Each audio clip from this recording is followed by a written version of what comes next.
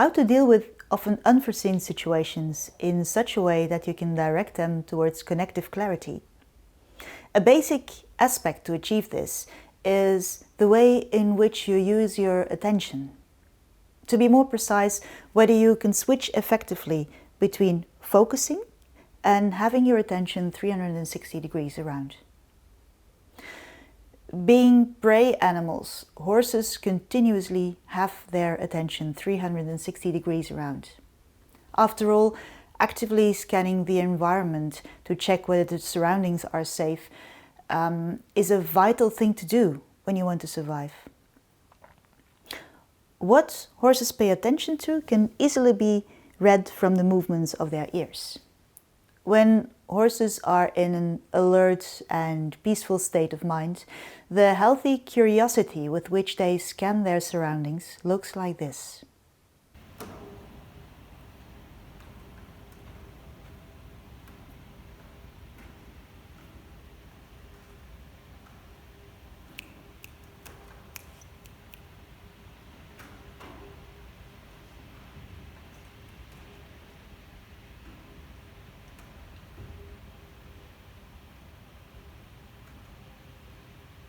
The movements of the ears also tell you where the horse is heading for.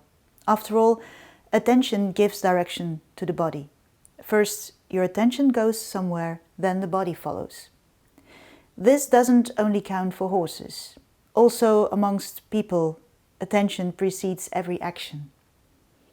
Unfortunately, this cannot be read from our ears, though. When doing an anti-skid course, for example, you learn how to always look at where you do want your car to go. If you focus on the trees that you want to avoid, the chance is pretty high that you will end up right at the trees. Look at the horse's left ear. First, there's the attention, then the physical horse follows. When something attracts the attention of a horse, they will not focus on it too long. They will accentuate attention instead. What's the difference? When focusing, you aim almost all your attention at one point. And that is why in nature focusing is only temporarily. It only happens when it's really necessary, since it requires a lot of energy and it narrows the attention. That can be life-threatening. After all, when focusing on something in front of them, prey animals might be attacked from behind. A safe and energy-saving alternative for focusing is accentuating attention. Some extra attention is paid to exploring potential danger. For example, is that predator hungry or not? However, in the meantime, they will keep on scanning their surroundings. Think of it as horses having two dimensions in attention.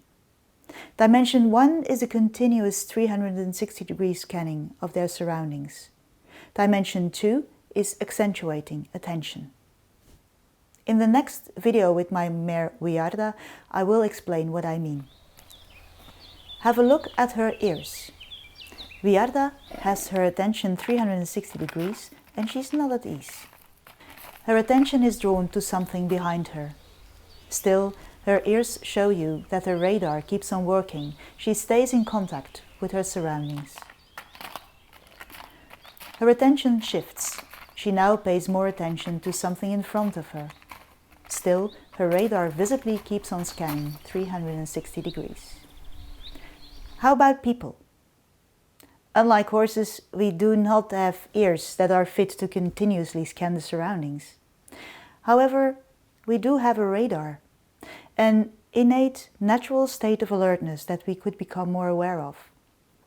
It is a state of mind that allows us to have our attention 360 degrees and to actually scan our surroundings. Unfortunately, we block our radar too often by focusing too quickly, too often and too long. On problems, for example. This is not working. On fixed routines. We'll do it this way because we've always done it this way. Or on self-evidence.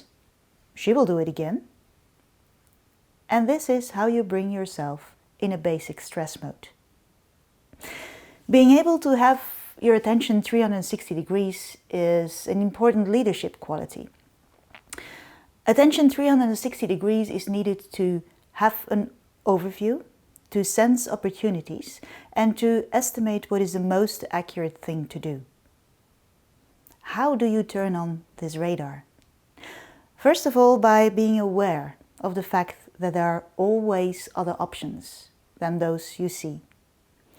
If you have the feeling that you really should have this conversation with person X, then know that it is also an option to not do it, or not now, or to have someone else do it, or even when it's about options you would not immediately choose for, they are there.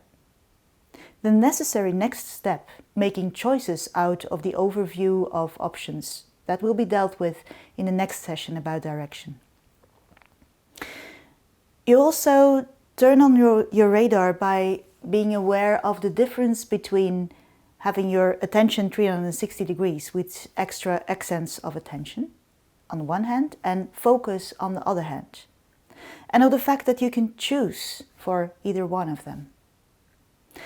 When getting closer to a deadline, focus is a useful choice.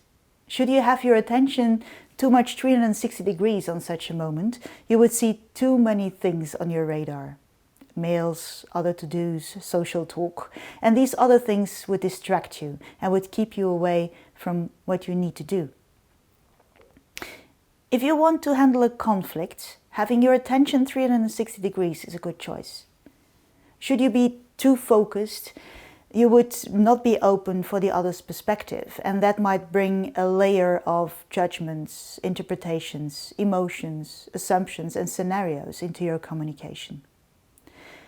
If you want to refresh your knowledge of this layer and of unencumbered communication, I invite you to watch the video of the session State Your Message as You Intend to again.